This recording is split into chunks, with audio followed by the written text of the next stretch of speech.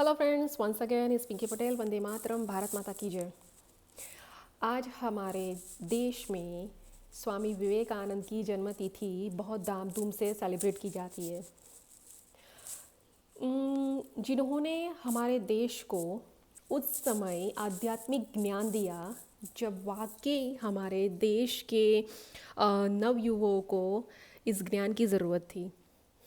तो अ, मेरा आज का टॉपिक यही है कि स्वामी विवेकानंद हमारे नवयुवानों के लिए क्या कहना चाहते थे। वो किस तरह के युवकों का एक सपना देखते थे कि भारत में युवा कैसा होना चाहिए।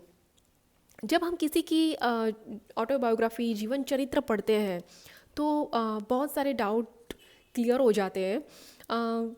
और उनका भी महान चरित्र पढ़ने के बाद हमें मतलब जीवन के बारे में, जीवन में हर परिस्थिति के बारे में, हमारे संबंधों के बारे में हमें बहुत सारा ज्ञान मिलता है जो हमारे भविष्य को पथ प्रदर्शित करता है। सो उसको हम एक ही डेफिनेशन में डालते हैं कि हमारे जीवन में कोई भी अगर इंसान किस तरह का रोल प्ले कर रहा है वो उस पर डिपेंड करते हैं। तो बात करते हैं हमारे युवाओं की। स्वामी विवेकानंद के अनुसार युवा कैसा होना चाहिए। मैंने यहाँ पे कुछ इम्पोर्टेंट इंफॉर्मेशन कलेक्ट की है जो उनका कहना था, जो वो वही चाहते थे कि भारत का युवा मेरे हिसाब से ऐसा होना चाहिए।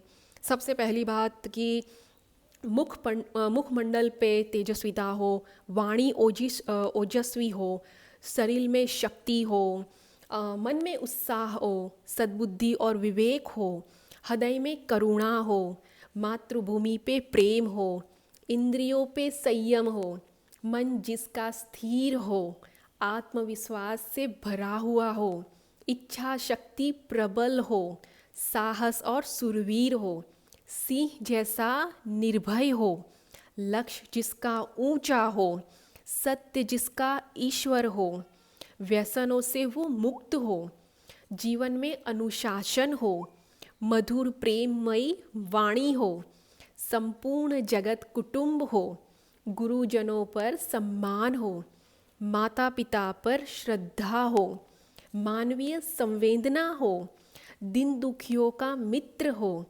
सेवा में सदा तत्पर हो, ईश्वर में भक्ति हो, अचल देशभक्ति हो और जीवन पूर्ण नैतिकता से भरा हो, चरित्र जिसका शुद्ध हो।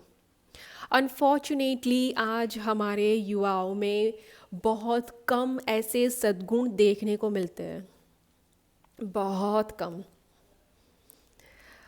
क्योंकि काफ़ी सारा नुकसान हमारा पहले से ही हो चुका है।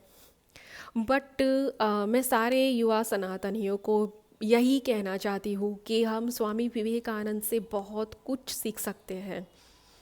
अगर जीवन आपको उनके जैसा बनाना है तो हमें भी एक सच्चरित्र बनना पड़ेगा, उनको फॉलो करना पड़ेगा।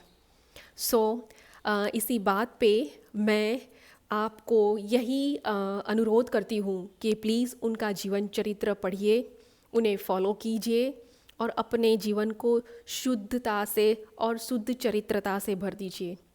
वंदे मातरम, भारत माता की जय। अगर आपको मेरे विचार अच्छे लगते हैं तो प्लीज़ उसे शेयर कीजिए। अगर आप युवा हैं और इस बात को सुन रहे हैं तो आपके जैसे 5 या 10 युवा को इस वीडियो को भेजिए। उनका जीवन चरित्र पढ़ने से आपको बहुत लाभ होगा जीवन में। तो आशा करती हूँ कि आप अपने जीवन में ऊंचा लक्ष्य रखेंगे, अपने समाज के प्रति और अपने देश के प्रति आप वफादार रहेंगे। वंदे मातरम, भारत माता की जय।